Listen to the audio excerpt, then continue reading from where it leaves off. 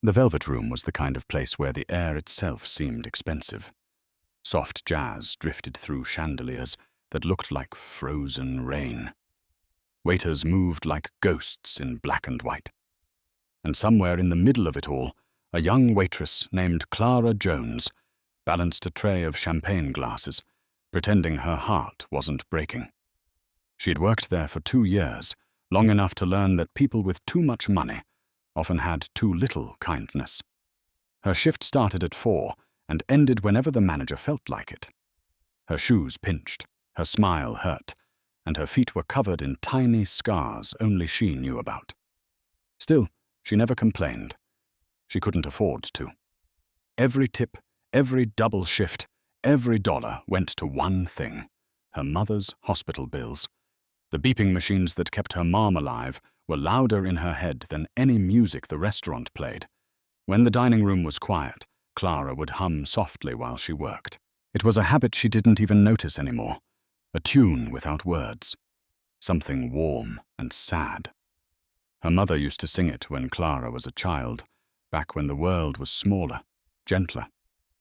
"Clara," her co-worker Jamie whispered as they passed near the bar.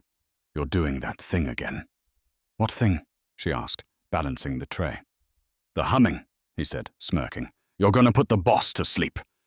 She laughed under her breath. "Better than getting yelled at." Jamie shrugged. "Just don't hum around the VIPs. You know how they get." She nodded, though she didn't stop. The song slipped out again later, floating above the clatter of silverware. A few guests noticed but said nothing. To most of them she was invisible. A polite smile, a refill of wine, a shadow in their perfect night. When the manager barked, "Table 23, move it," she turned. That table was new. One man, sitting alone near the window. He wasn't the usual kind of rich. No bodyguards, no loud watch, no small talk. Just stillness. She approached with her notepad ready. "Good evening, sir. Would you like to start with something to drink?" He didn't look up. "Whiskey. Neat." His voice was low, rough, the kind that carried history. "Yes, sir." She turned to leave. Then, without realizing it, she hummed again. Those same gentle notes. They seemed to hang in the air longer than usual, like the room itself was listening. The man's hand froze above his glass. For a moment, he didn't breathe. Clara didn't notice. She just kept working, unaware that something inside him had cracked open. Back in the kitchen, Jamie whispered, "You see that guy by the window? Alexander Thorne. The billionaire. Used to be a composer before his wife and baby died. Haven't seen him in public in years." Clara frowned. "Composer?" "Yeah," Jamie said. "Guess tragedy made him allergic to people." She brushed it off, but the name stuck in her mind. Alexander Thorne. Alexander. She couldn't imagine what it meant to lose so much and still walk into a room like that. As she clocked out that night, rain hit the glass doors, tapping like fingertips. She pulled her coat tight, stepping into the cold New York air. The tune slipped out again, a quiet comfort against the storm. She had no idea that somewhere behind her, the billionaire was still sitting at that same table, his untouched whiskey beside him, eyes glassy, whispering a name he hadn't spoken in decades. "Lydia." He didn't know yet that the waitress who sang that song was the one person he thought he'd buried forever. Alexander Thorne was a man who existed in headlines, not in real life. Billionaire genius, tech visionary, widower recluse. Every magazine had tried to tell his story, but none of them had ever gotten it right. They wrote about his money, his empire, his inventions, but not the silence that lived inside him. Once, long before the skyscrapers and private jets, he had been a composer. Music was his first language, the only one that ever made sense to him. Then tragedy had stolen it all. His wife, Eleanor, and their baby daughter were killed in a car crash 23 years ago. At least, that was what the world believed. Since that day, he hadn't written a single note. The piano in his penthouse was always perfectly polished and perfectly silent. He told himself He was done feeling. Feelings didn't build companies. Feelings didn't save you when the world took everything away. But that night at the Velvet Room, something had cracked open. That waitress, her voice, those few bars of melody she hummed without even knowing it. The sound hit him like a ghost stepping through a locked door. When he returned to his penthouse, the city lights stretched below like a galaxy trapped under glass. He poured himself another drink, but didn't touch it. Instead, he sat in the dark, the faint hum of traffic outside matching the rhythm that refused to leave his head. That song. He went to the old music room, the one he hadn't entered in years. Dust had settled on the piano lid like frost. His hand hovered above the keys. Then, almost against his will, he played. 3 notes. The same 3 from the Waitress's song. He stopped, his chest tightened. It was impossible. Eleanor had written that lullaby for their daughter. No one else could have known it. He had destroyed every recording, every sheet, every trace of it after the accident. Yet that girl, the waitress, had sung it exactly right. He replayed her face in his mind. The calm eyes, the soft smile, the way she looked both fragile and fierce. He felt something he hadn't felt in 2 decades, hope mixed with terror. "Who are you?" he whispered to the empty room. The next morning, his assistant, a sharp woman named Dana, entered his office. "Sir, you cancelled all your meetings. Is everything all right?" Alexander's gaze was distant. "Find out who was serving table 23 at the Velvet Room last night." Dana blinked. "A waitress? You want a background check on a waitress?"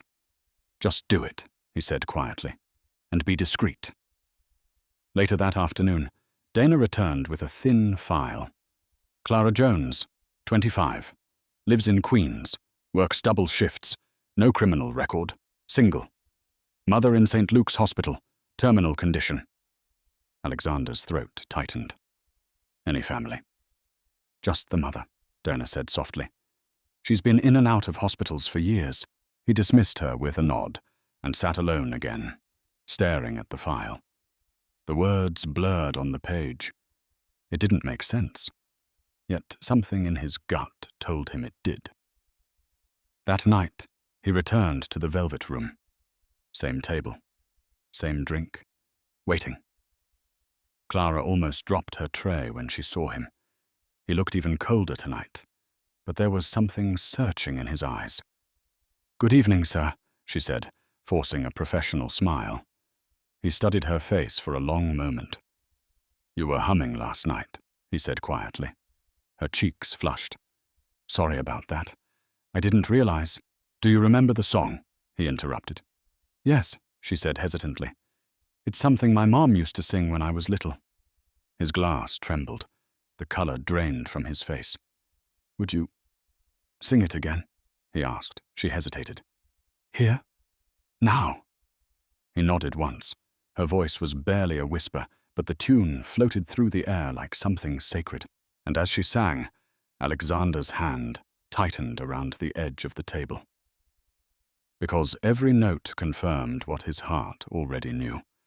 This wasn't coincidence. It was memory. He was hearing his dead daughter's lullaby, sung by a stranger who looked nothing like her, yet somehow felt exactly the same. Rain hammered the glass windows of the Velvet Room that night, turning the city outside into a blur of silver and shadow. Inside, everything gleamed. Crystal glasses, polished floors, the kind of perfection that hid exhaustion and pain beneath its shine. Clara moved through it all like muscle memory. Her mind wasn't really there. It was back in the hospital room, where her mother's weak voice had once hummed that same old lullaby.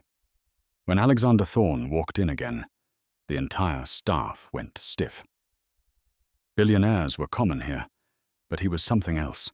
An aura, a storm wrapped in silence. His reputation followed him like a ghost. Some said he'd fired half his board for being 5 minutes late. Others whispered he'd built his first company in a basement at 19. None of that mattered now. He wasn't here for business. He was here for her. Table 23, same order, the manager barked, snapping his fingers. Clara, you take it. He requested you. Her stomach tightened. Requested her. The man from last night, the one who had looked at her like she was a ghost, wanted to see her again. When she approached his table, he was already staring out the window, lost in thought. The candlelight softened his face, revealing exhaustion beneath the sharp lines. "Good evening, sir," she said quietly. He looked up. "Clara, right?" She blinked. "Yes, sir." "You have a good memory," he said, his tone almost human this time. "Or maybe I'm hard to forget." He almost smiled, but it didn't reach his eyes. "Sit," he said suddenly. She froze. "Sir, I can't. I'm working." He gestured to the empty chair across from him. 5 minutes. I'll make sure your manager doesn't fire you." Something in his voice, an edge of command mixed with vulnerability, made her obey. She sat slowly, hands folded in her lap. He studied her face with unsettling intensity. "That song you hummed, where did you learn it?" "My mom used to sing it to me when I was little," she said softly. "Said it was something she made up, just for me." His jaw tightened. "What's your mother's name?" "Helen," Clara said. "Helen Jones." He whispered the name under his breath like a test. "Helen Jones, no. Doesn't sound familiar." Clara tilted her head. "Should it?" He didn't answer. Instead, he reached into his jacket pocket and placed a small silver locket on the table. Inside was a faded photo of a woman and a baby. The woman had dark hair and a soft smile, the kind that lived between joy and heartbreak. "My wife," he said, "and my daughter." Clara's breath caught. The woman looked eerily familiar, not in her face, but in her warmth, the tilt of her head, something that felt like home. "She used to sing that song," he continued quietly, "every night. I wrote it for her." Clara's chest tightened. "Then how would my mum know it?" He met her eyes. "That's what I intend to find out." The room around them seemed to fade. All she could hear was the rain, steady and unrelenting. "I don't understand," she whispered. "You think my mum... what, stole it?" "I don't think anything yet," he said. "But coincidences that specific don't happen. Not to me."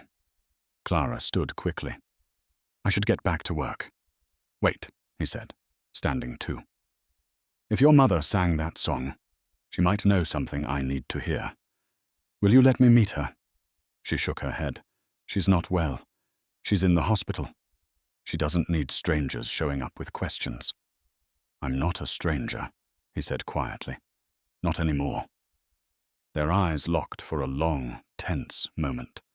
Something unspoken passed between them. Fear, recognition, maybe fate itself. She turned to leave, but before she could take a step, he added softly, almost pleading, "Please, Clara, that song is the only thing in this world that still means anything to me." Her voice trembled. I'll think about it." She walked away, her heart pounding. Behind her, Alexander sat perfectly still, staring at the locket, whispering to the empty chair across from him. "Lydia, is that you?" He didn't see the tears slip down Clara's cheek as she disappeared into the kitchen, because somewhere deep inside, she was starting to wonder the same thing. The next morning, Clara woke to the shrill buzz of her phone. For a second, she thought it was the hospital calling about her mother, and her stomach clenched in panic. But when she looked at the screen, the name flashing wasn't St. Luke's Hospital. It was unknown number. She hesitated, then answered. "Hello?" A crisp female voice replied. "Good morning, Miss Jones. This is Dinah West, executive assistant to Mr. Alexander Thorne." Clara sat up, heart pounding. I think you have the wrong number." "No," Dana said smoothly. "Mr. Thorne asked me to contact you personally. He's hosting a private charity gala this evening at the Thorne Foundation. He would like you to attend." Clara blinked. "Attend? Like, as a guest?" "Yes. Mr. Thorne said your presence is important." Clara laughed nervously. Ma'am, I'm a waitress. I don't attend billionaire galas. I serve at them. Dana's voice softened just a fraction. He was very specific, Miss Jones. Black formal attire will be provided upon arrival. Transportation will pick you up at 7. Before Clara could protest, the line clicked dead. She sat frozen for a long moment, her coffee going cold on the table. Why would a man like Alexander Thorne, who could buy and sell entire companies before lunch, want her at his event? When she told her co-worker Jamie later that day, he nearly dropped his phone. You're joking. The Thorne Gala? That's like invite only for billionaires and politicians. What's he want with you? I don't know, Clara said quietly. He said it's about the song. Jamie frowned. That's weird. You think he's into you? Clara rolled her eyes. No, it's not like that. But deep down, she wasn't so sure. By 7 o'clock, a sleek black car pulled up outside her apartment building. The driver opened the door without a word. The dress waiting inside was nothing short of breathtaking, a simple black gown that fit her perfectly, as if someone had measured her in her sleep. When she arrived at the Thorne Foundation, she felt like she'd stepped into another world. The mansion was lit up like a cathedral, its marble floors reflecting 1,000 points of light. Cameras flashed as the city's elite arrived. Actors, CEOs, even senators. Clara stood awkwardly near the entrance, clutching her small purse, feeling like an intruder in her own skin. Dana appeared beside her, efficient and expressionless. Mr. Thorne is waiting for you in the East Hall. Clara followed her through a maze of glittering rooms until they reached a grand hall filled with people in tuxedos and gowns. At the far end, near a massive piano, stood Alexander Thorne. His presence was magnetic, imposing yet heartbreakingly human. When he saw her, something like relief flickered across his face. You came. I almost didn't, she said. This feels like a mistake. It's not, he said softly. You're the only person who can help me tonight. She frowned. Help you with what? He gestured to the piano. With this. Her stomach flipped. You want me to sing? I want you to sing that song. Her throat tightened. Why? He hesitated, eyes glinting with emotion. Because when you sang it, I saw something I haven't seen in years, life. My wife wrote that lullaby. My daughter used to fall asleep to it. I want to know how you know it. And maybe, hearing it again, maybe I'll finally understand why you feel so familiar. Clara looked around the crowded room. Dozens of powerful people were watching them. She wanted to run. But then she remembered her mother, lying pale in that hospital bed, whispering, One day, this song will come home. So she nodded. All right. The pianist moved aside, and Clara stepped up to the microphone. Her hands trembled, but when she closed her eyes, the melody found her like an old friend. Her voice was soft at first, then stronger, filling the room with something raw and haunting. The notes echoed off the marble walls, wrapping around the crowd until even the most jaded faces softened. When she finished, silence fell. Then applause. But Alexander didn't move. He stood frozen, his eyes wide, tears streaking down his face. Lydia, he whispered, and in that instant the room full of billionaires disappeared, because for Alexander Thorne, time had just stopped dead. For a few seconds after the song ended, no one in the ballroom moved. The sound still hung in the air, trembling like a ghost that didn't want to leave. Clara's pulse hammered in her ears. She couldn't tell if she'd done something beautiful or something terribly wrong. Then slowly, Alexander Thorne stepped forward. His face, usually a mask of control, was stripped bare. His eyes were red, his lips trembling. The crowd parted for him as if the weight of his grief pushed them aside. He stopped in front of her, voice cracking. Where did you learn that song? Clara swallowed hard. I told you. My mum used to sing it to me. His hand shook as he reached into his coat pocket and pulled out a folded photo. "This is my wife," he said, his voice shaking.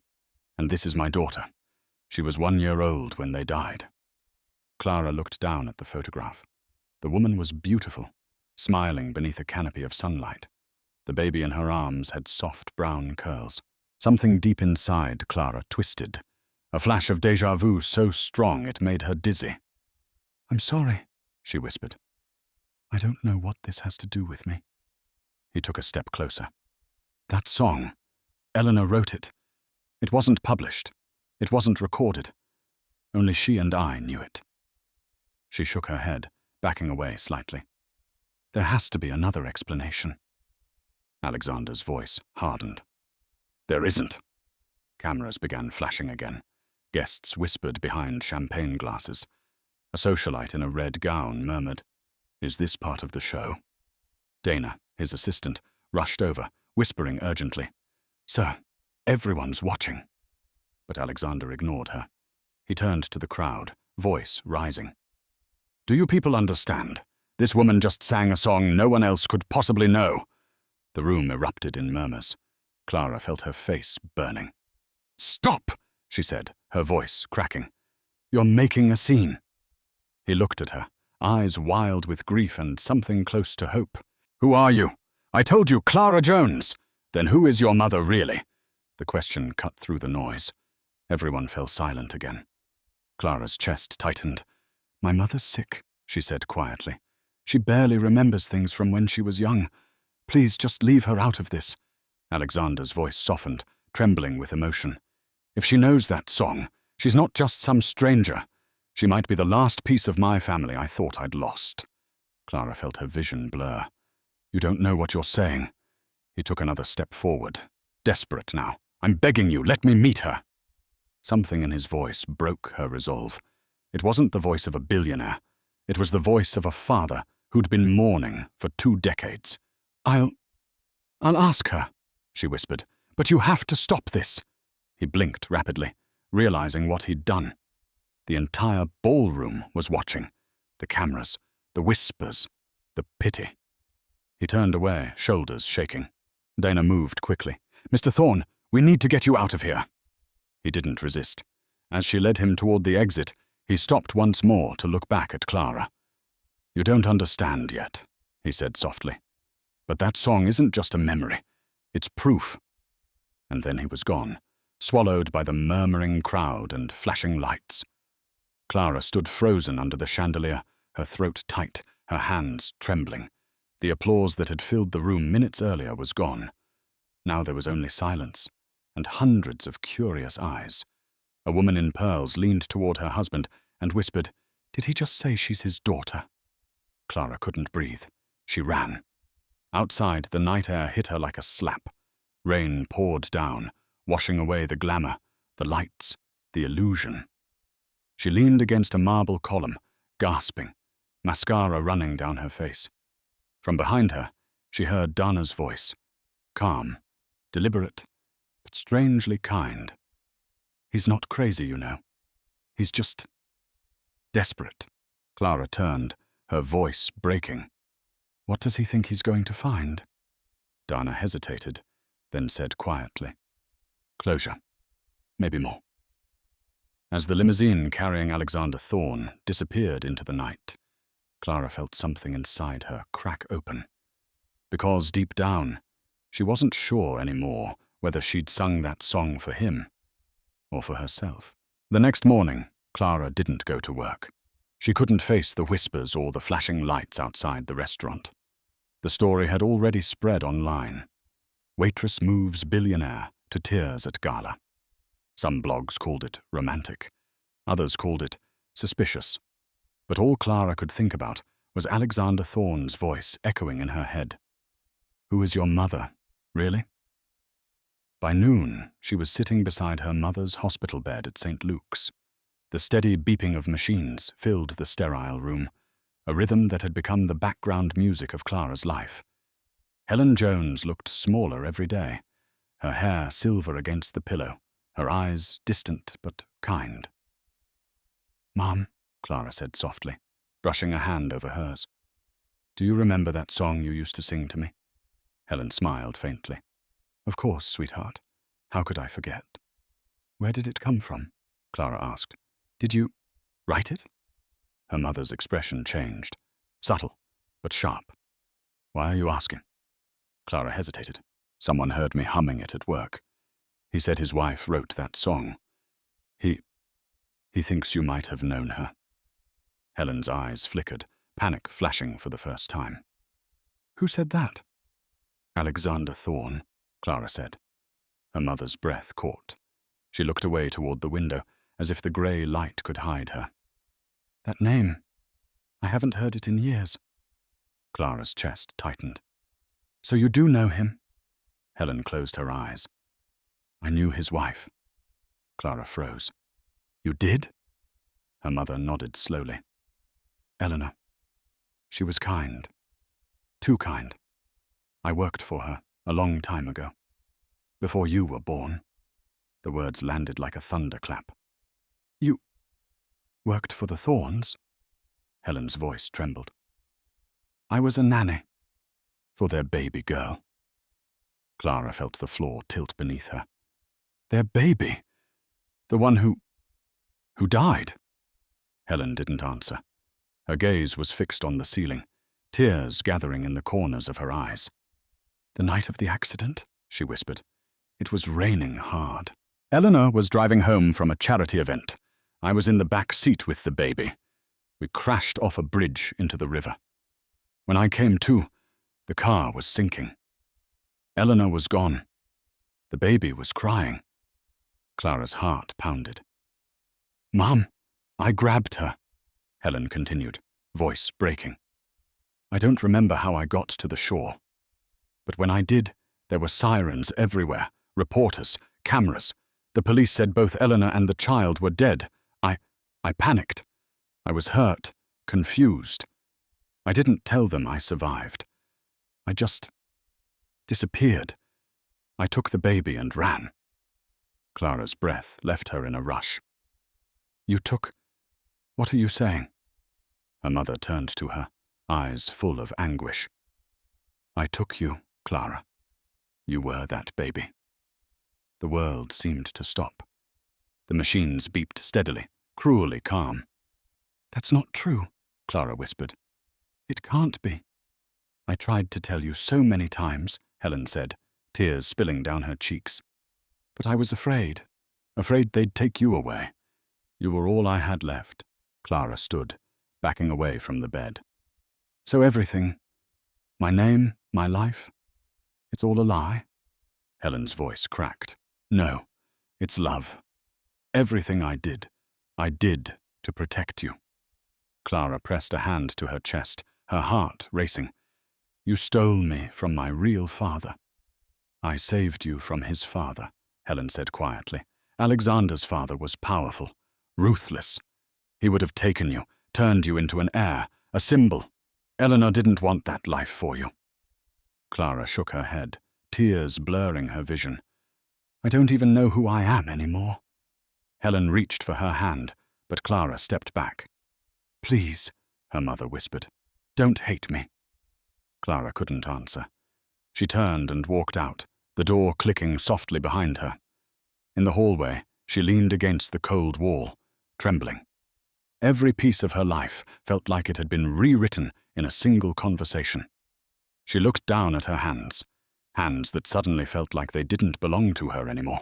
And somewhere across the city, Alexander Thorne stood on his balcony, staring at the rising sun, whispering the same word that echoed in Clara's mind, daughter.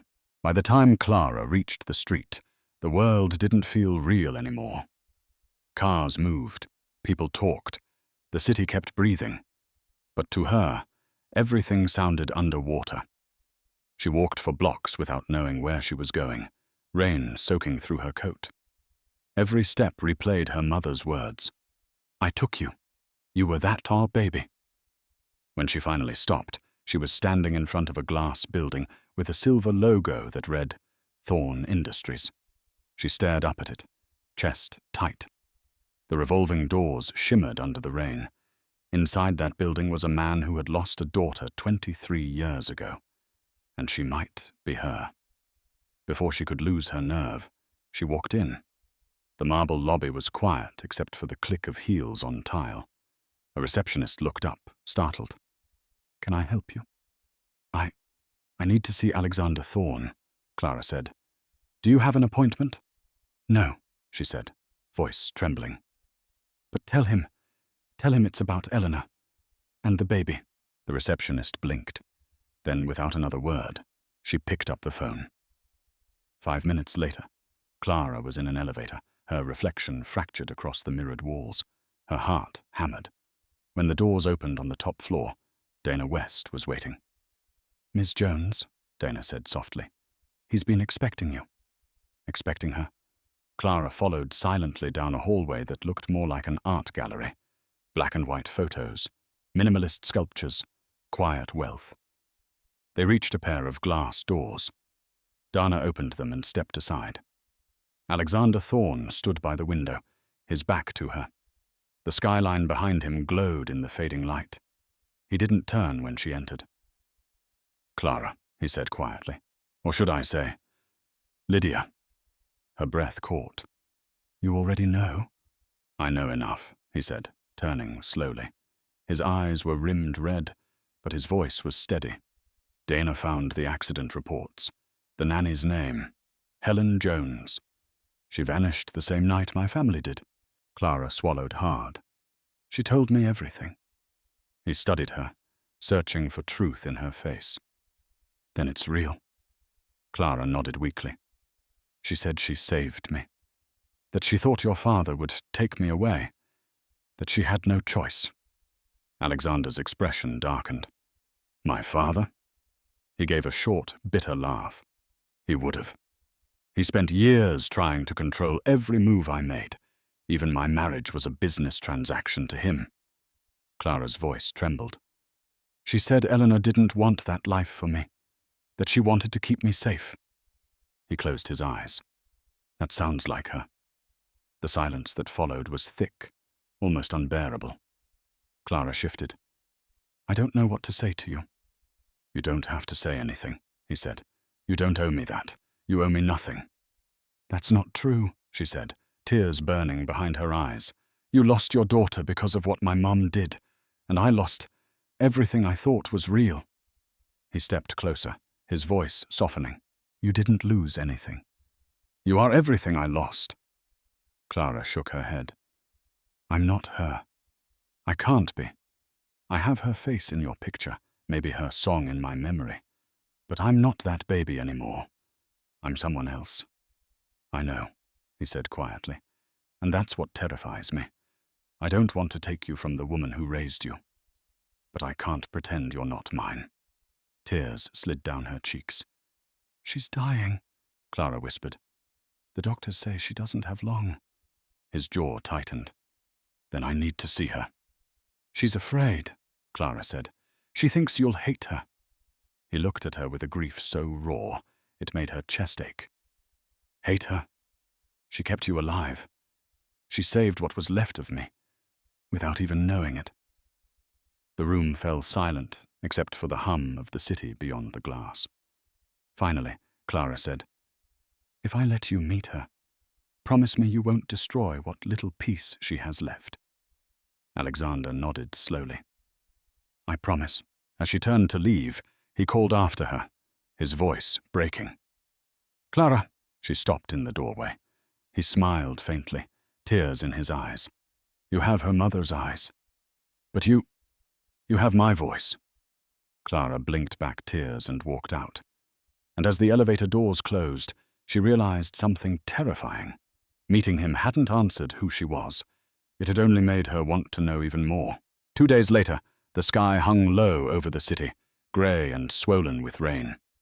The air smelled like metal and thunder. Clara stood outside St. Luke's Hospital, clutching her coat tight, staring at the sleek black car parked by the curb. Alexander Thorne was inside it.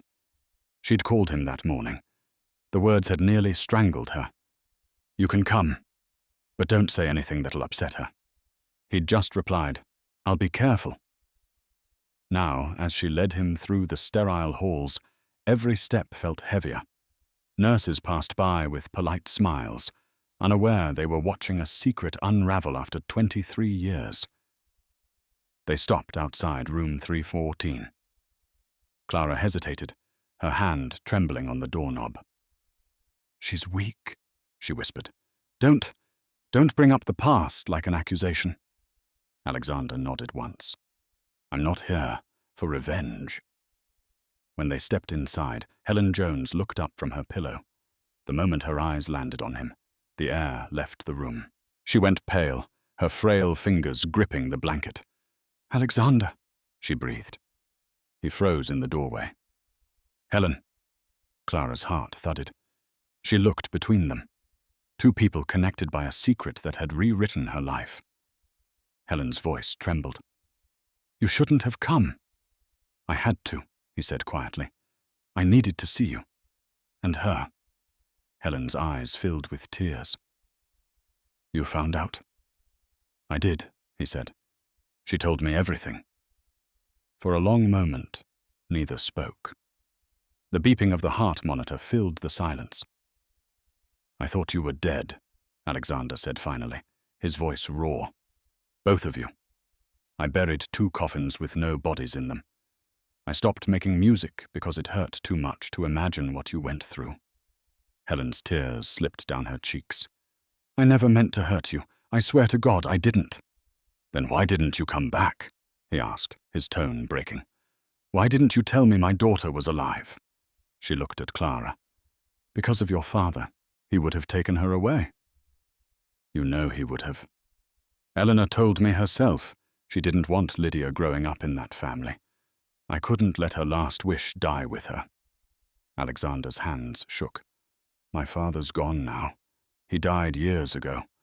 All this time I could have known her. I could have—" He stopped, his voice cracking. "Do you have any idea what those years cost me?" Helen reached out a trembling hand. "Every day I looked at her, I knew what I'd done. I knew I'd stolen your chance to be her father, but I also knew I saved her from a life built on money and pain. I gave her love. I gave her normal. She deserved both," he whispered. Clara stood frozen, torn between the 2 people she loved and the 2 lives that had collided around her. "Stop," she said suddenly. "Please, none of this changes anything now." Helen looked at her, tears blurring her vision. "It changes everything." Alexander stepped forward and took Helen's hand. "You saved her life. Whatever anger I had, it's gone. But I need you to understand. She's not just yours anymore. She's mine, too." Helen's lips quivered. "She always was." Silence fell again. The monitor beeped steadily, marking the seconds as if the room itself were holding its breath. Finally, Helen smiled weakly. "You look just like Eleanor when you're angry," she whispered. Alexander laughed softly through his tears. "She used to tell me that." Helen closed her eyes, exhaustion settling over her. "Take care of her, Alexander. Promise me." He nodded. "I promise." Clara moved to her mother's side, gripping her hand. "Mum, please rest." Helen opened her eyes one last time, looking between them. Alexander, the man she once feared. Clara, the child she'd stolen to save. "Now you both know the truth," she murmured. "Don't waste it." As she drifted to sleep, Alexander turned to Clara. "She's stronger than both of us." Clara nodded, voice shaking. "She's all I've ever had." He looked at her gently. "Then maybe now you'll have more." Neither of them noticed that Helen's hand had gone still until the monitor's steady beep turned into a single, flat line. The hospital room felt hollow after Helen was gone. The machines were silent now, their rhythmic beeping replaced by a suffocating quiet. Rain tapped against the window like faint applause for an ending no one wanted. Clara sat by the bed, holding her mother's hand long after the nurses had left. It was still warm. She kept waiting for the fingers to twitch, for the breath to return.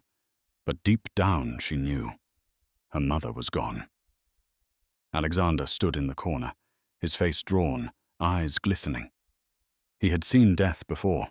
Business partners, his wife, his father, but this was different. This was the woman who had both saved and stolen his daughter. He took a step forward. "Clara," he said softly. "We should call someone, the doctor." "Don't," she whispered. Her voice cracked, raw and small.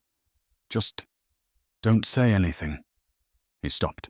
She looked at him, tears streaking her face, and for the first time, he saw not the ghost of his baby girl, but a woman drowning in two lives at once. "She was all I had," Clara said. "All these years it was just me and her.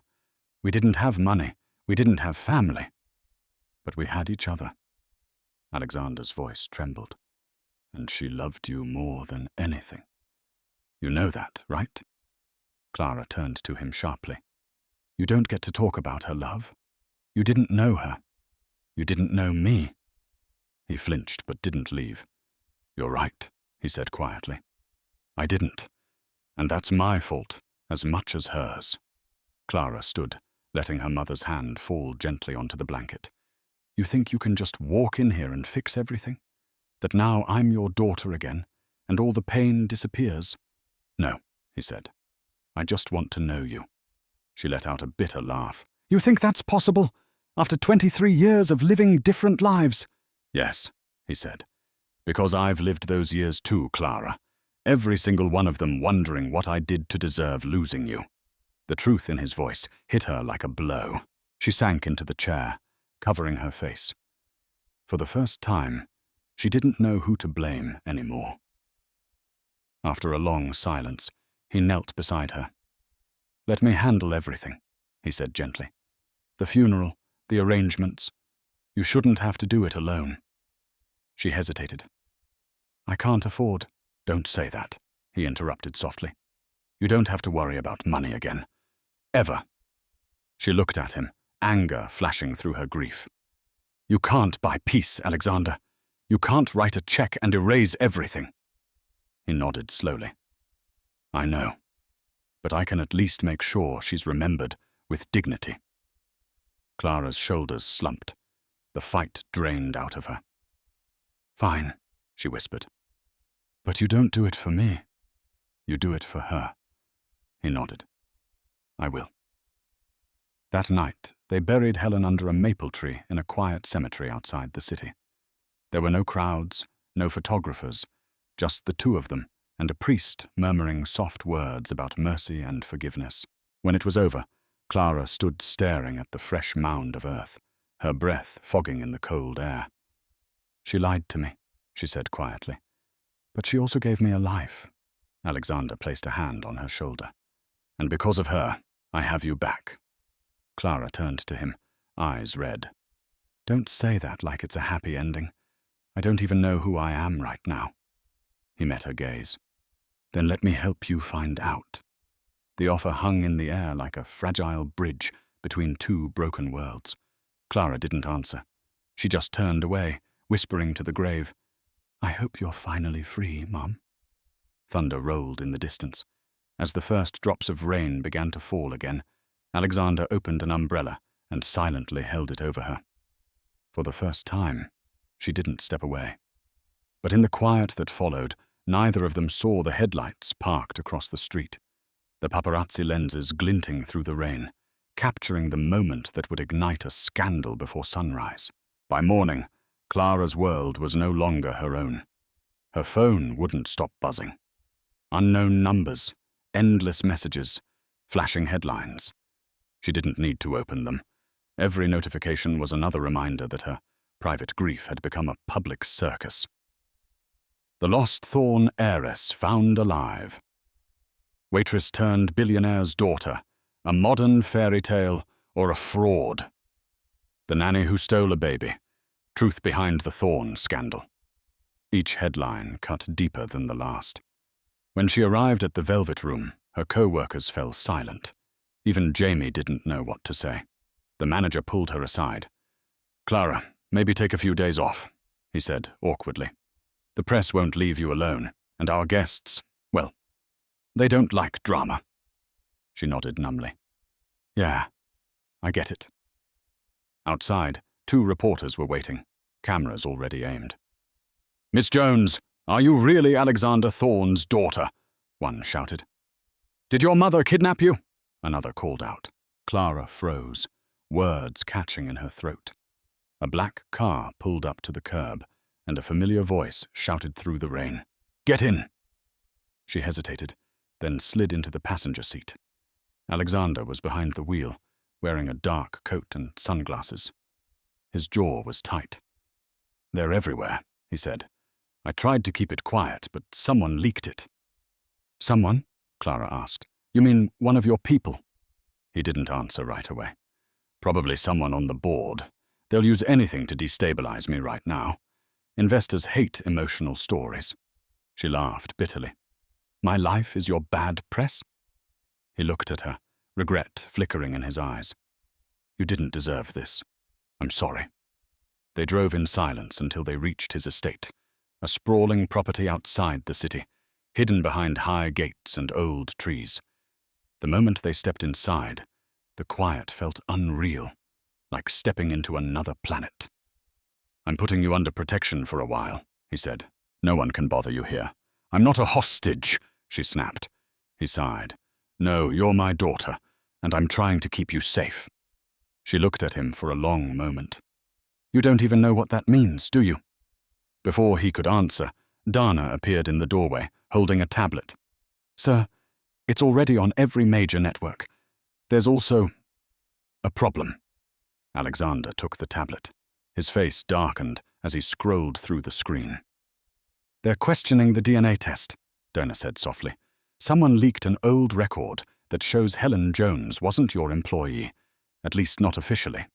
Clara frowned. "What does that mean?" "It means," Alexander said, voice cold now, "they're trying to make it look like this was all some con, that Helen saw an opportunity and ran with it." Clara's stomach dropped. "That's not true." "Of course it's not," he said, "but truth doesn't sell. Scandal does." She sank onto the couch, hands shaking. "She just died. They're turning her into a criminal." He knelt beside her, his voice softer. "We'll fix it. I'll release a statement. We'll do another test, publicly this time." She shook her head. "You don't get it. This isn't just about DNA. It's about her. They're ripping her apart, and she's not even here to defend herself." He hesitated, then said quietly, "Then we'll defend her, together." That night, while the rest of the world argued online about her story, Clara sat alone in a guest room that felt too big, too clean. On the nightstand sat a photo of Eleanor Thorne, the mother she'd never known, and beside it, one of Helen Jones, smiling faintly, holding her as a baby.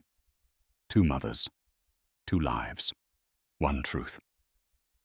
She whispered to the empty room, "If you could see what they're doing to us, you'd tell me what to do." Outside, thunder rolled again, distant but coming closer. In another part of the house, Alexander stood by his office window, watching the rain and clutching a letter from his lawyer. It was short, cold, and devastating. "Certain board members are calling for your resignation, citing emotional instability and misuse of company resources in relation to Ms. Jones." He set the letter down, his reflection trembling in the glass. "They're going to come after her," he murmured, "and if they can't reach her, they'll destroy me first." Neither of them knew that by morning the world would no longer see them as father and daughter, but as enemies in a story worth billions. Morning sunlight slipped through the curtains of the Thorne estate, soft and golden, but it brought no warmth. Clara woke to the quiet hum of a house too large for comfort. The sheets smelled like lavender and money, things that didn't belong to her. She hadn't slept much. Every time she closed her eyes, she saw flashes of headlines, cameras, and her mother's face. Downstairs, the kitchen staff froze when she entered. They weren't used to seeing anyone but Alexander that early. "Good morning, Miss Thorne," one of them said awkwardly. "Please don't call me that," she replied. "It's still Clara." The woman nodded and busied herself with coffee. Clara wrapped her hands around the warm cup, wishing she could drink herself invisible. Moments later, Alexander walked in. He looked like he hadn't slept either. His tie was loose, his eyes red from reading too many crisis reports. "Morning," he said, voice rough. She didn't answer. "I know you saw the news," he said quietly. "It's getting worse. Someone on the board leaked photos of your mother's hospital records, trying to claim she forged your birth certificate." Clara's heart clenched. "They're using her death to tear her apart." "Yes," he said, "because they can't attack you without going through her first." She looked at him, voice trembling. "And what about you? They're saying you're using me for publicity, that this is all some stunt to make people feel sorry for you." He sighed. "That's the price of power. When you stop being useful, people start writing your obituary while you're still alive." She shook her head. "You talk like feelings are business deals." He met her eyes. "Because in my world, they are." The words stung more than she wanted to admit. Before she could respond, Dana appeared in the doorway, phone in hand. "Sir, you need to see this." Alexander took the phone. The video was already trending. A news segment showing a confidential company memo claiming millions of Thorn Industries dollars had been reallocated to fund Clara Jones's living expenses. "What the hell is this?" he muttered. Dana's voice was grim. "It's fake. Someone's framing you. But the board's already calling an emergency meeting." Clara froze. "They think you're stealing money." "For me?" He nodded, jaw tightening. "They'll use anything to push me out, and right now, you're their weapon." Her voice broke. "Then maybe I should just disappear." He looked at her sharply. "Don't you dare say that." "Why not? Since the day you found me, everything's been chaos. You've lost your reputation, your company's collapsing, and my mom's name is being dragged through the mud. Maybe it would be better if—" "Enough," he snapped, slamming a hand on the counter. "You are my daughter. You don't run away from this. We face it." She stared at him, tears stinging her eyes. "You don't even know me." He stepped closer, voice low. "Then give me the chance to." Before she could answer, Dana's phone buzzed again. Her face went pale as she read the message. "Sir, someone inside the company just gave an interview. They're saying Helen Jones blackmailed you years ago, that she demanded money to keep quiet about taking the child." Clara felt her stomach drop. "That's a lie." "I know," Alexander said, "but people will believe it." "Who said it?" Clara demanded. Dana hesitated, then met Alexander's eyes. "Pierce, your former COO." Alexander's expression hardened. "He's trying to destroy me." Clara's voice trembled. "And me." "Then we fight back," he said, his tone steeling. "We expose the truth before they bury it." Clara took a shaky breath. "What truth? The woman who could defend herself is dead." Alexander's eyes narrowed, calculating. "Maybe. But the truth doesn't die that easily. Not when it has a voice." She frowned. "You mean me?" "Yes," he said. "If you speak, people will listen. You were the victim. You survived. You're the story now." Clara's throat tightened. "You want me to be your headline?" He looked away. "I want you to survive this." She stared at him, realizing with a chill that they weren't just fighting lies anymore. They were fighting each other's need for control. Outside, cameras were already gathering at the gates. Inside, silence pressed down like a storm waiting to break. And for the first time, Clara wondered if finding the truth had been the biggest mistake of her life. 2 days later, the storm hit its peak. News vans clogged the road outside the Thorn estate. Drones buzzed above the gates like vultures waiting for a corpse to move. Every channel ran the same loop, images of Clara walking beside Alexander at the funeral, followed by headlines screaming, "Heiress or hoax?" Inside the mansion, the air was heavy with tension. Clara sat on the edge of a velvet couch, phone clutched in her shaking hand. Her face was everywhere now, on TV, on the internet, even on gossip sites that used to ignore people like her. She scrolled past another article. The headline made her stomach twist. "Exclusive, leaked emails, Suggest Waitress and Thorne planned emotional scam. God, she whispered, shutting the screen off. Alexander entered the room. He looked exhausted, the way men do when they've been fighting battles no one else can see. They're voting tomorrow, he said. The board. They want me out. Clara looked up, startled. You mean fired? He gave a bitter laugh. They'll call it a restructuring, but yes, fired from the company I built. She stood. Because of me? He shook his head. No. Because power attracts wolves. You were just the blood in the water. She crossed her arms, voice trembling. You keep saying it's not my fault, but every time you look at me, I see it in your eyes. He stepped closer. What you see is a man who's been trying to protect you. By turning me into a media puppet, she shot back. By dragging me into interviews and saying things like, we're rebuilding our family when I don't even know if we have one. His voice dropped low. You think I enjoy this?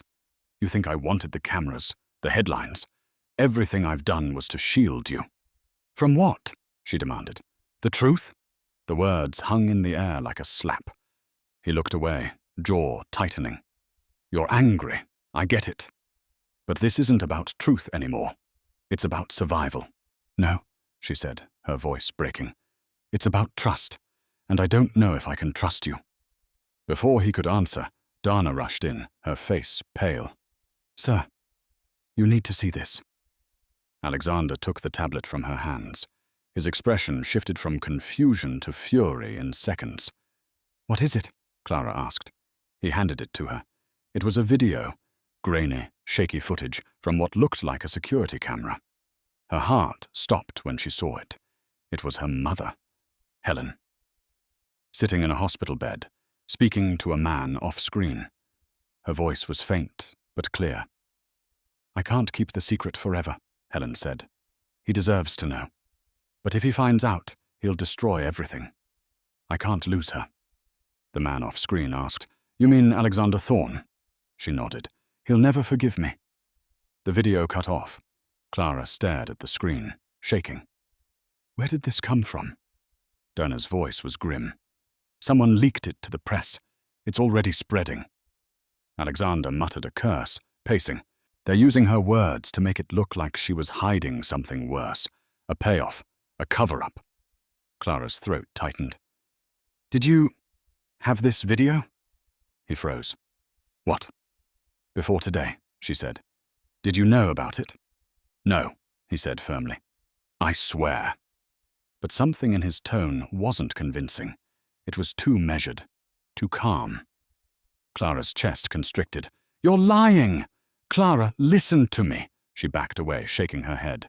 You said you wanted to protect me, but maybe all you wanted was control. Maybe you already knew what she did and just waited until it was useful. Don't say that, he said sharply. You think I'd exploit my own daughter? I don't know what to think, she shouted. Ever since you came into my life, nothing's been real.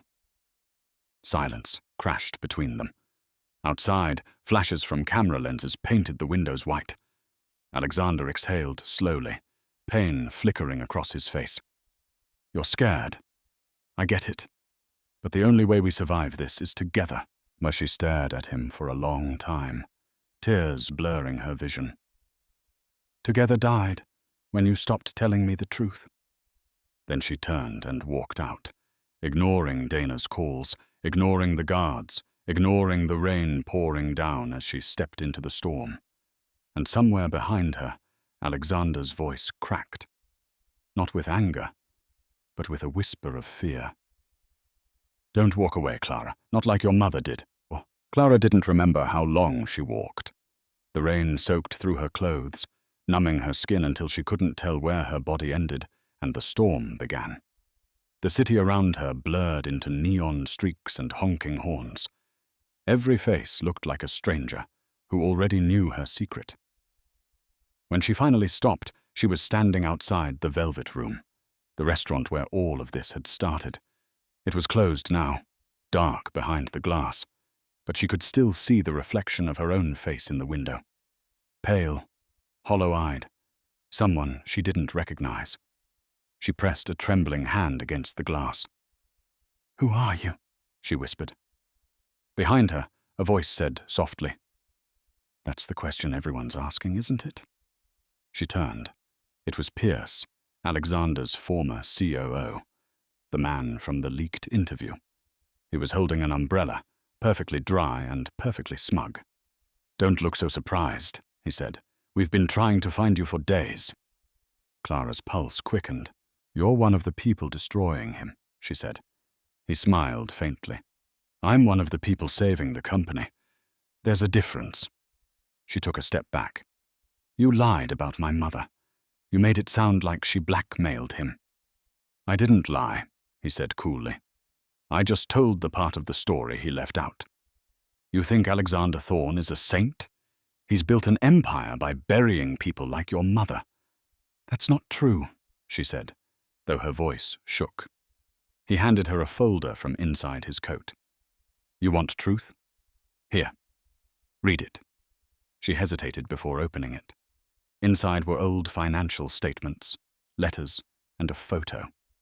Her mother standing outside an elegant house, holding a baby wrapped in a blanket. The date in the corner was 23 years ago. Pierce said, "He paid her, Clara. Paid her to disappear, to make the story of his wife's death clean and convenient. He didn't want a scandal, so he made sure no one ever found out the baby survived." Clara stared at the papers, her stomach twisting. "That doesn't make sense. He didn't even know I existed." Pierce tilted his head. "Didn't he?" She shook her head. "You're lying." "I'm offering you proof," he said. "He's going to lose everything tomorrow. The board vote is just a formality now.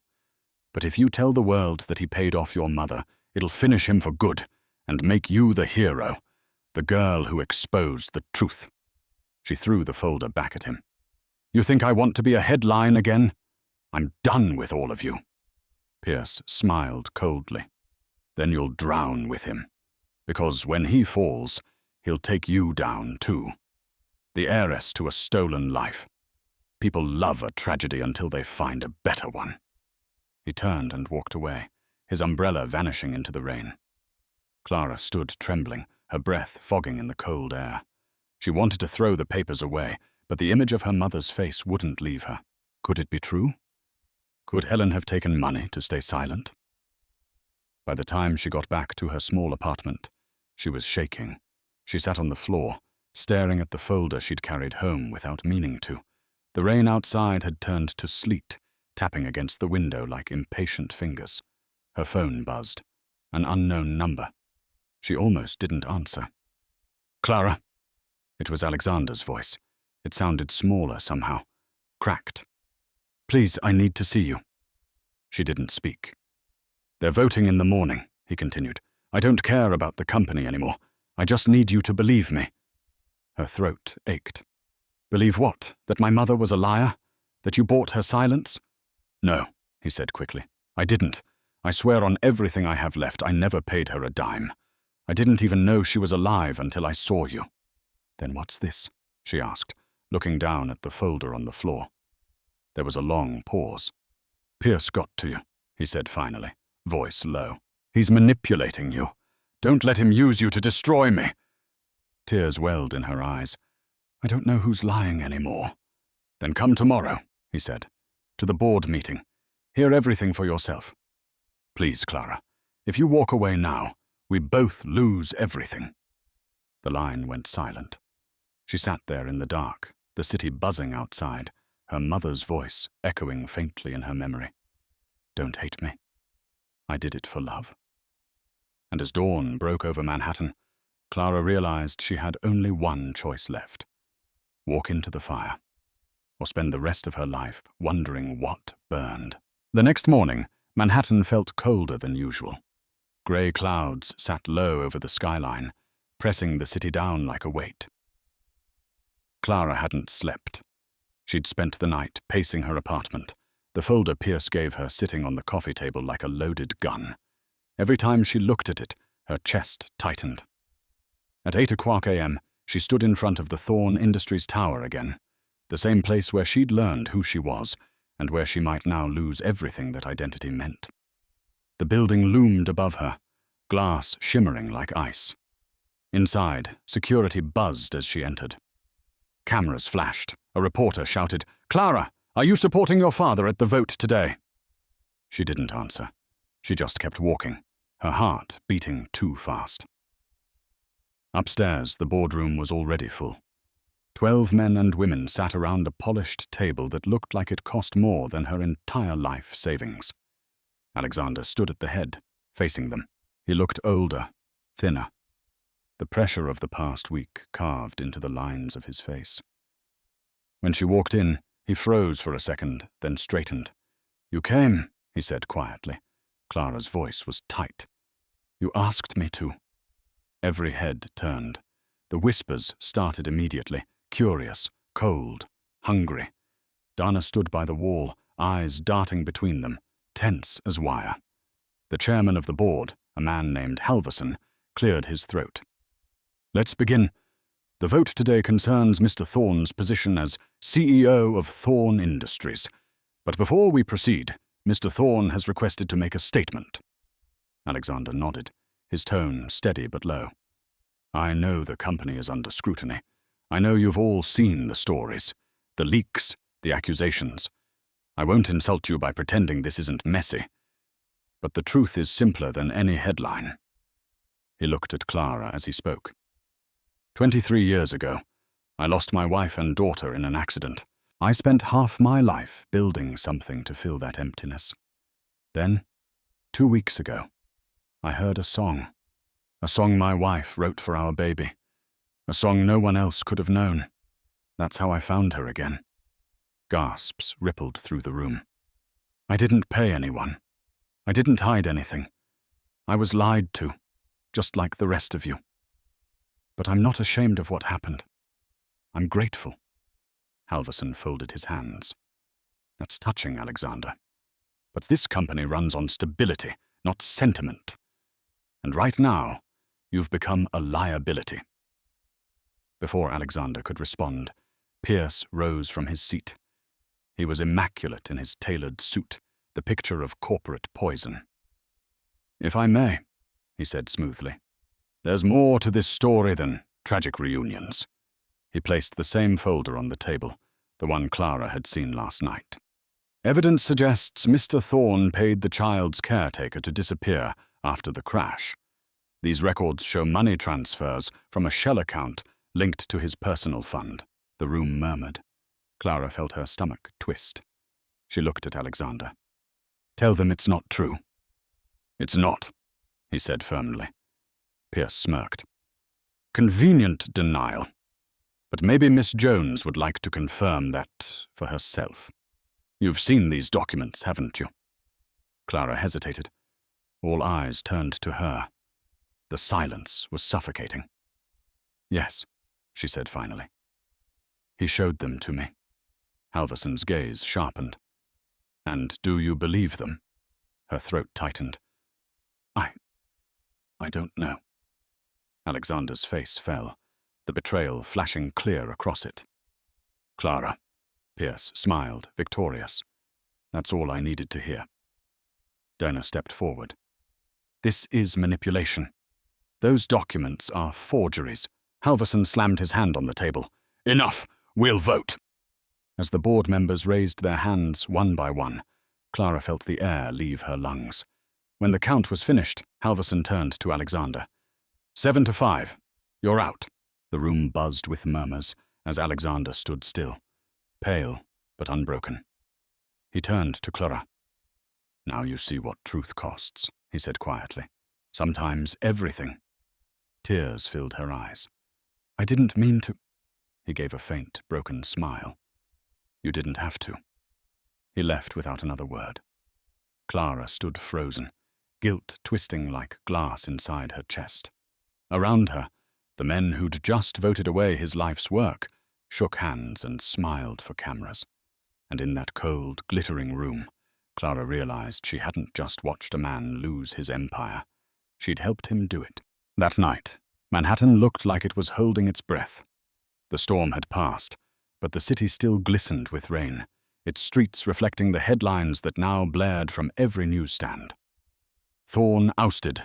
Corporate legend falls in scandal. Heiress at center of downfall. Insider or innocent.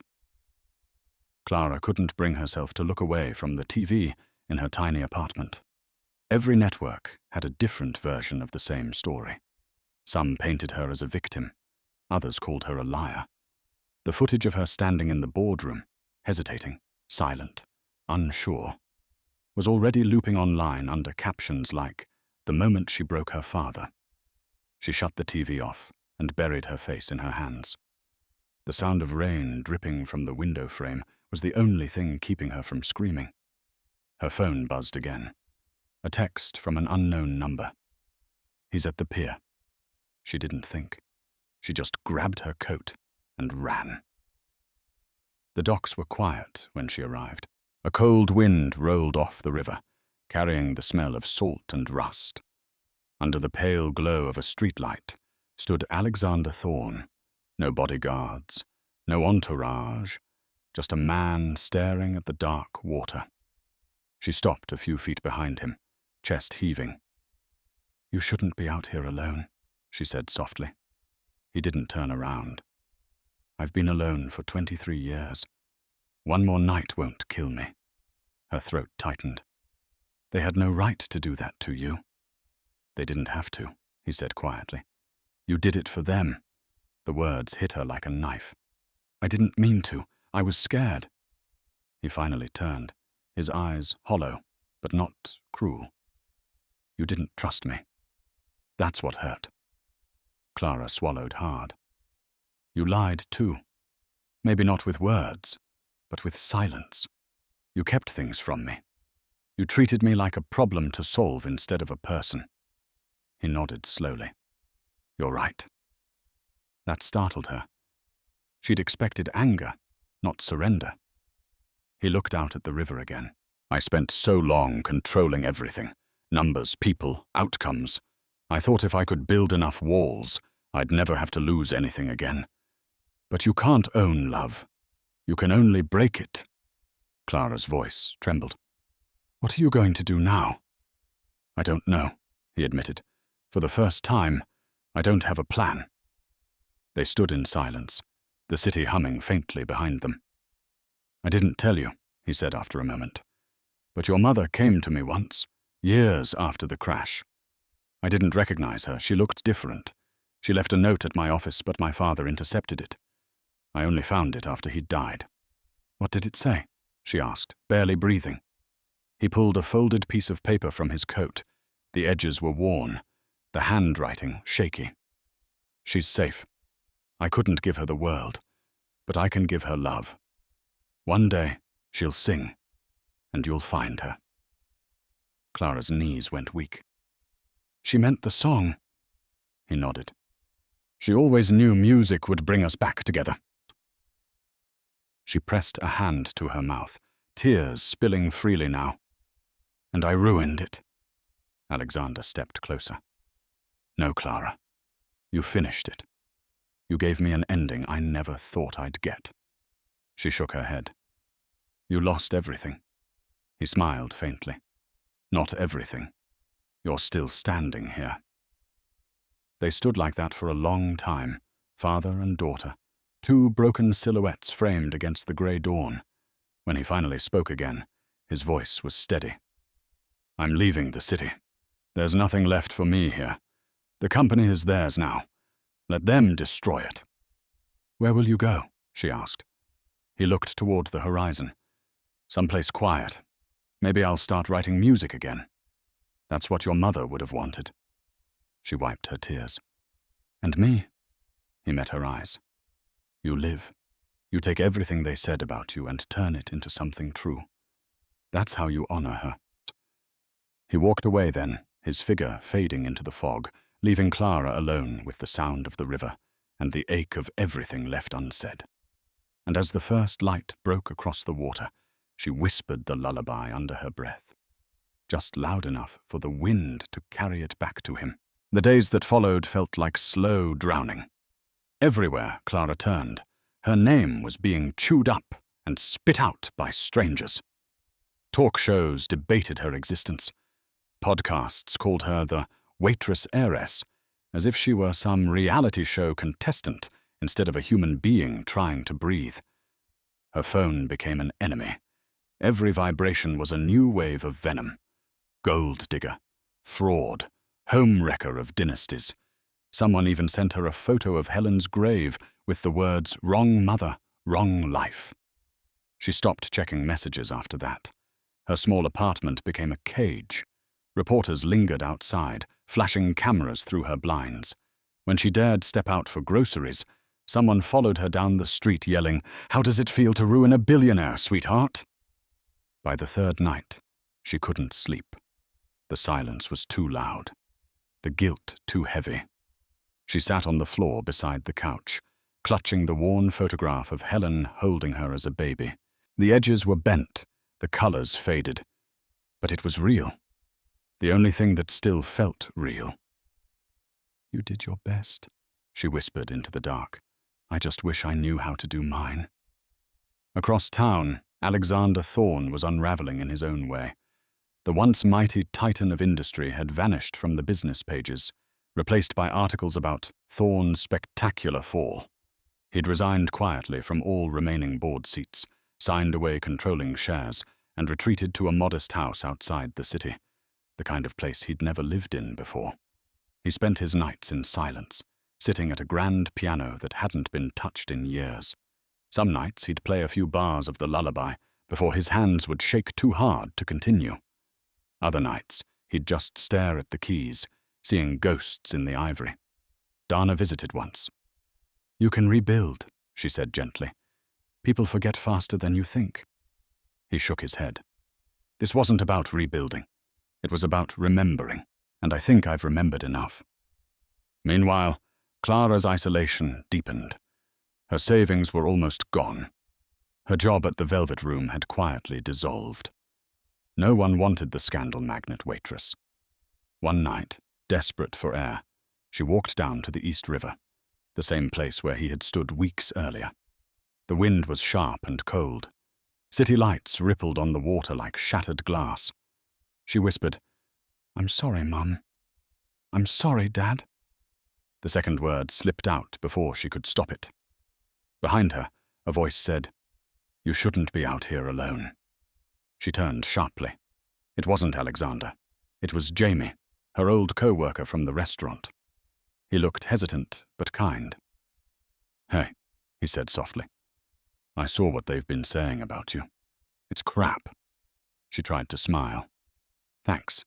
Doesn't change much." He stepped closer. "I kept your stuff when the manager cleaned out your locker. Thought you might want this." He handed her a small box. Inside was the silver locket Alexander had shown her the night they met, the one with Eleanor and baby Lydia inside. She'd forgotten all about it. "I thought he kept this," she murmured. "He came by," Jamie said. "Left it for you. Said you'd need it more than he would." Her chest tightened. She opened the locket and ran her thumb over the tiny faces inside. "I don't deserve this." Jamie shook his head. "You deserve to stop blaming yourself. None of this was your fault." She stared at the water. "It feels like everything I touch breaks." "Maybe it's not breaking," he said quietly. "Maybe it's just changing." She laughed weakly. "That's an expensive way to say I ruined my life." He smiled sadly. "Life's messy, Clara. You clean up what you can and learn to live with the rest." She looked at him, really looked, and realized how tired she was of running from everything. Her past, her pain, her truth. When she got home, she set the locket beside Helen's photo and sat by the window until dawn. The first light of morning hit the glass and spilled across her face like forgiveness. For the first time in weeks, she didn't feel like a fraud. She just felt human. And somewhere across the river, Alexander played the lullaby again. Slow, broken, but alive. Each note carrying her name through the waking city. Weeks passed. The scandal had begun to fade from the front pages, replaced by fresher gossip. But for Clara, silence didn't feel like peace. It felt like waiting for an echo that never came. She spent her mornings volunteering at St. Luke's, the same hospital where her mother had spent her last days, folding linens, serving meals, walking the quiet halls. It wasn't glamorous, but it was grounding. Here, no one called her an heiress. No one cared about her last name. One afternoon, as she was organizing old donations in the storage room, an elderly nurse approached her. "You're Helen Jones's daughter, aren't you?" Clara froze. "I was." The nurse smiled softly. "Your mother was kind, always humming that same tune, the one about stars and sleep." Clara's throat tightened. "She sang it here." "Every night," the nurse said. She said it was her prayer for forgiveness. The nurse handed her a small cardboard box labeled Helen J. "She wanted you to have this. We kept it safe." When the nurse left, Clara opened the box. Inside were a few photos, a worn Bible, and a cassette tape with a label written in faded ink. "For Alexander." Her heart skipped. She recognized her mother's handwriting instantly. She rushed home, digging through drawers until she found an old tape player. When she pressed play, static filled the air, followed by a shaky breath, and then her mother's voice. "Alexander," Helen said softly, "if you're hearing this, it means I couldn't stay hidden anymore." Clara's eyes filled with tears. "I didn't take her to hurt you," Helen continued. "I took her because I loved her, and because I knew your father would turn her into something she wasn't. He made me promise to disappear. He gave me money, yes, but not to steal her, to save her. He said if I ever came back, he'd destroy you." I believed him. Clara froze. The sound of truth was heavier than any lie. "I told myself I was doing the right thing," Helen went on. "But every year, I prayed you'd forgive me. You deserved to know she was alive. I was just too afraid of what your father could still take from us. If this finds you, tell her the song wasn't mine. It was yours. It was always yours." The tape clicked off. Clara sat motionless, tears streaming down her face.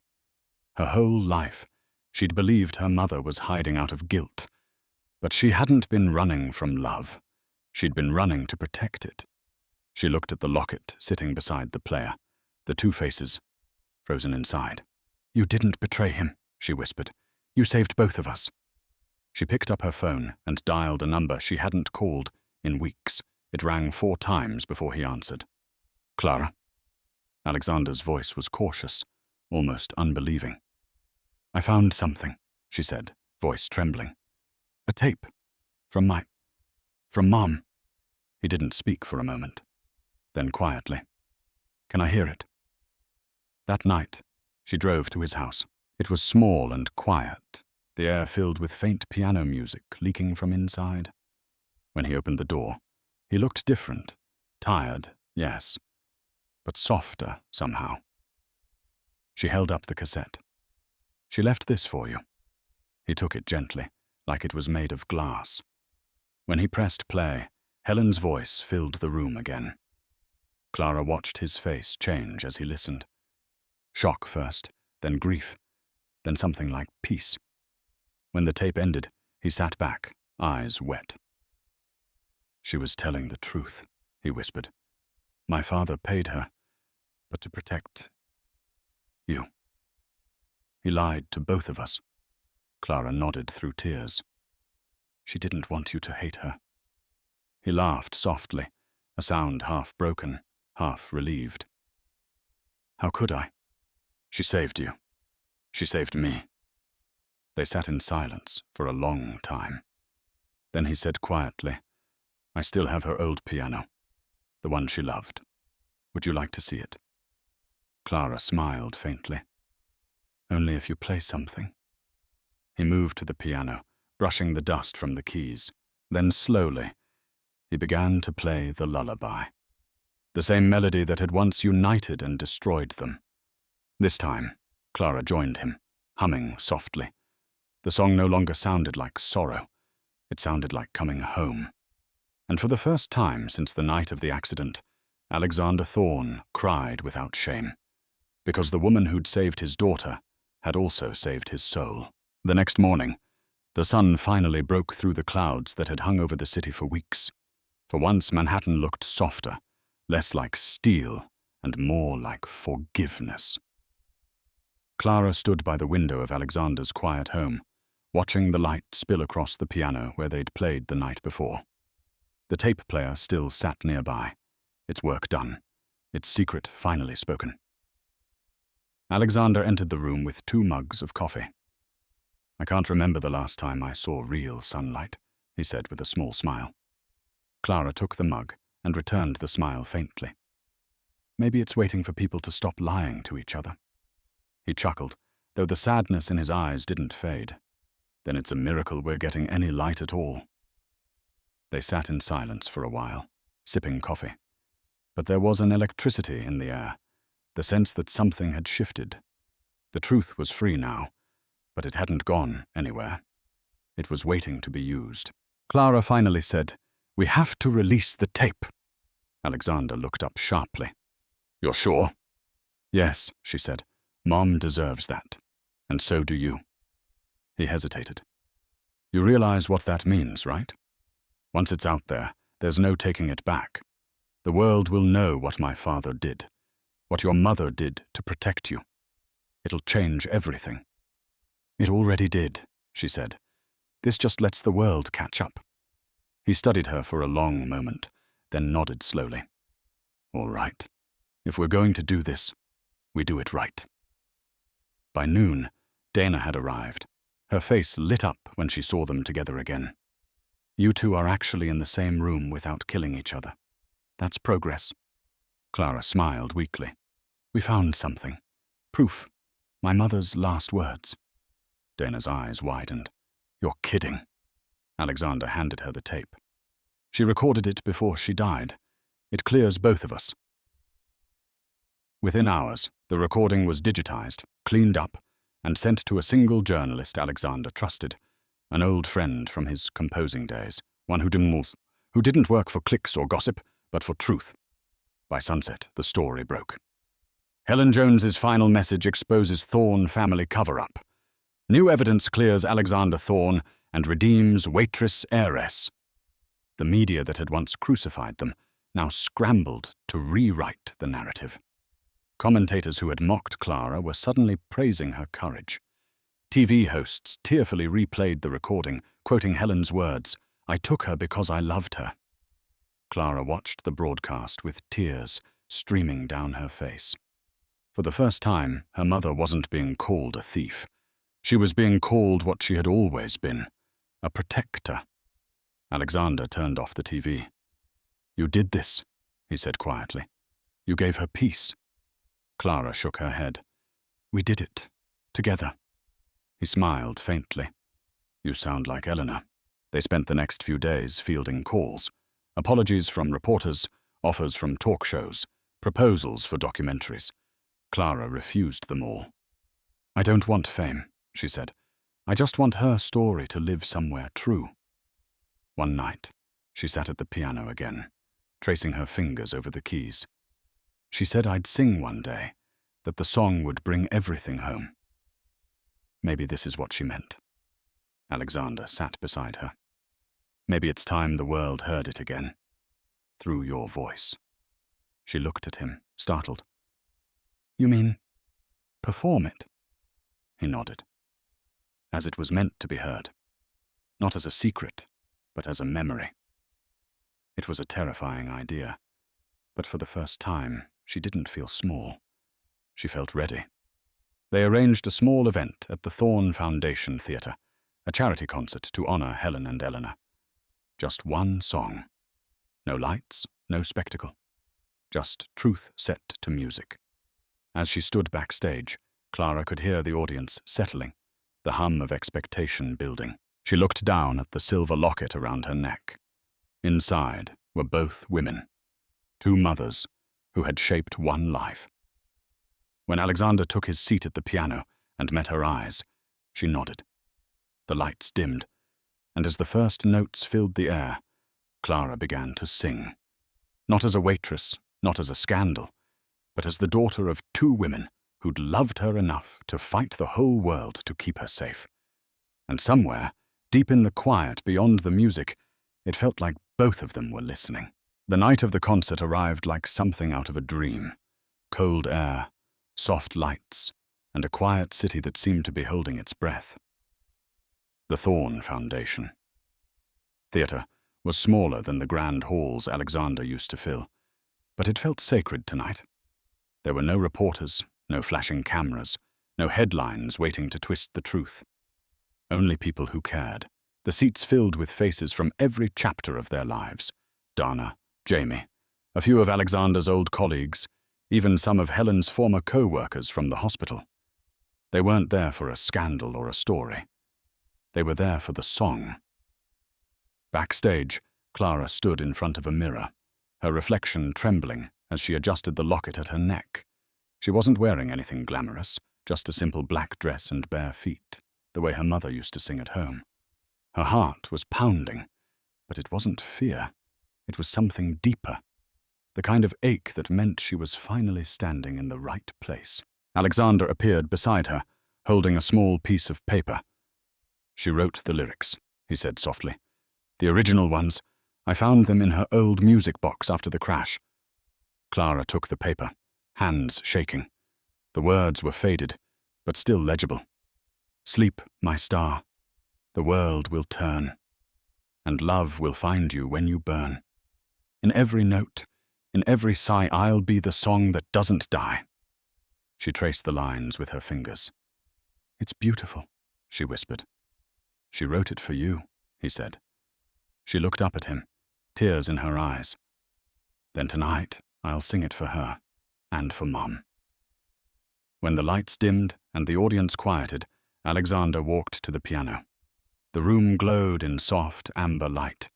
He looked out at the crowd, then at Clara waiting in the wings. "Before we begin," he said, his voice echoing gently, "there's something I need to say. For years I believed silence was strength, that if I built walls high enough, I could keep pain out. But pain finds its way in, through memories, through songs, through daughters who won't stop asking questions." Soft laughter rippled through the audience. He smiled faintly. "Tonight isn't about loss. It's about the music that survived it." He turned back to the piano, and his fingers found the keys like old friends. The melody rose, gentle, aching, familiar. The first few notes of the lullaby that had changed both their lives. Clara stepped onto the stage. For a moment, the light caught her face, and she looked so much like Eleanor that Alexander's breath caught in his chest. She took a deep breath, closed her eyes, and began to sing. Her voice was clear and warm, soft at first, then stronger. Every word carried a lifetime. Her mother's love, Alexander's regret, the years of silence finally breaking open. "Sleep, my star. The world will turn." The audience was utterly still. Even Dana, who had promised herself she wouldn't cry, felt tears rolling down her cheeks. Clara hit the final note and held it, the sound trembling in the air like the memory of sunlight. Then the theatre erupted, not with noise, but with the kind of applause that feels like gratitude. Alexander stood, his hands shaking slightly as he reached for her. "You did it," he said. "You brought them home." Clara smiled through tears. "We both did." They bowed together. Later, when the crowd had gone and the lights were dim again, Alexander stayed behind at the piano. Clara came back onto the stage, sitting beside him. "You know," he said softly, "I think she's somewhere up there humming along." Clara laughed gently. "Probably telling us we were off-key." He smiled. "She'd be right." They sat together in silence, the piano lid reflecting the dim glow of the chandeliers. For the first time, neither of them felt broken, just whole, and finally, at peace.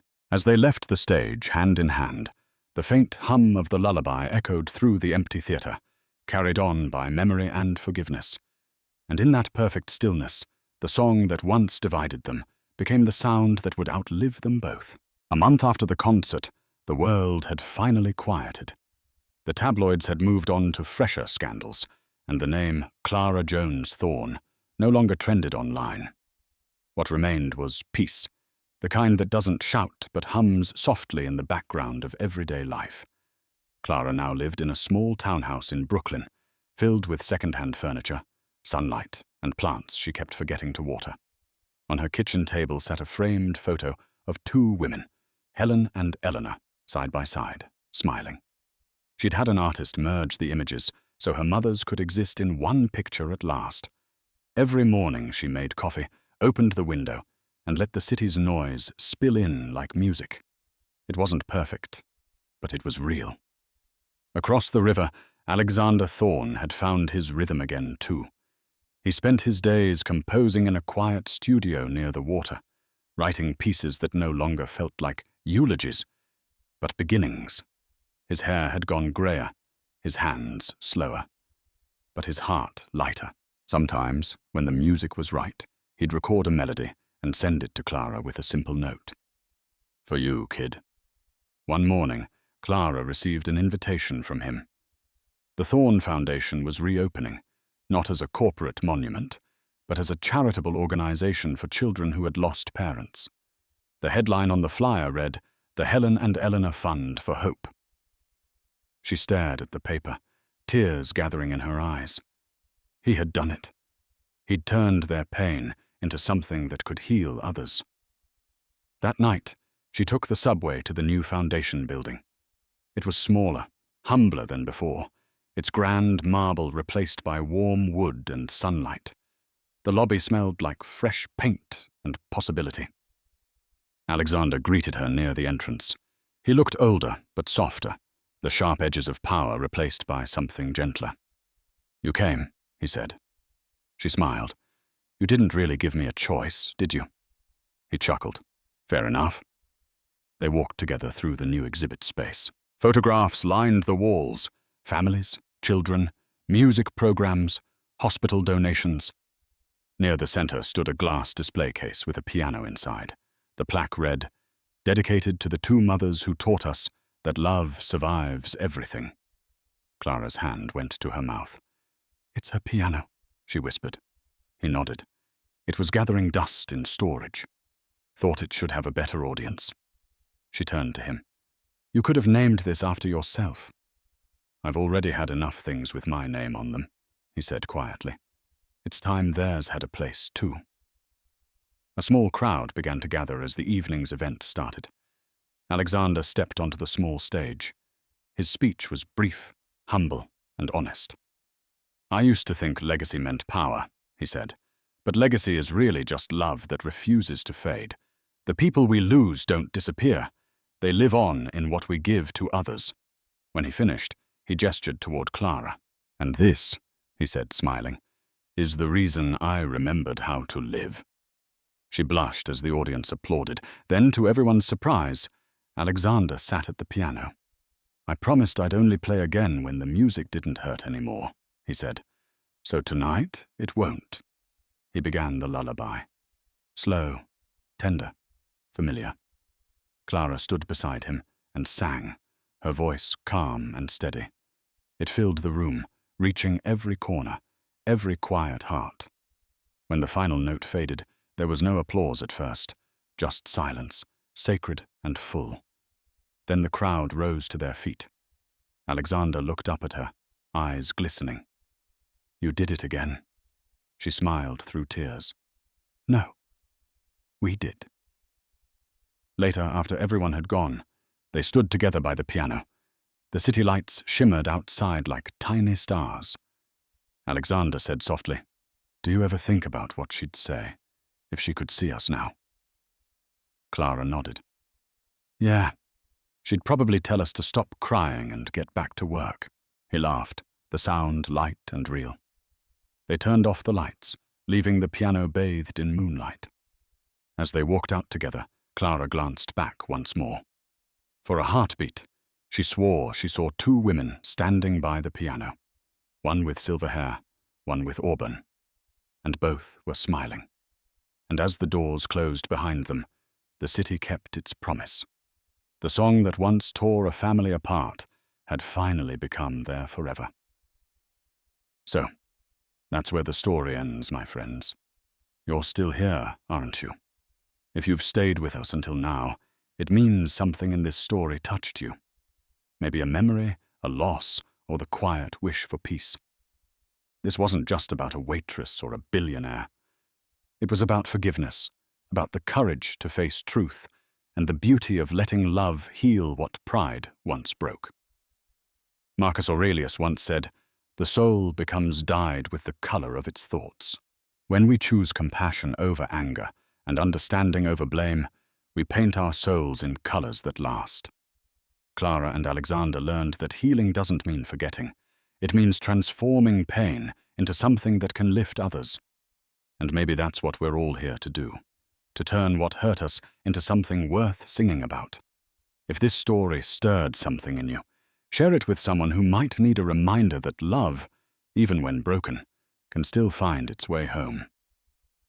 Tap the like button, leave your thoughts below, and subscribe so we can keep walking through stories that remind us we're never too lost to be found again.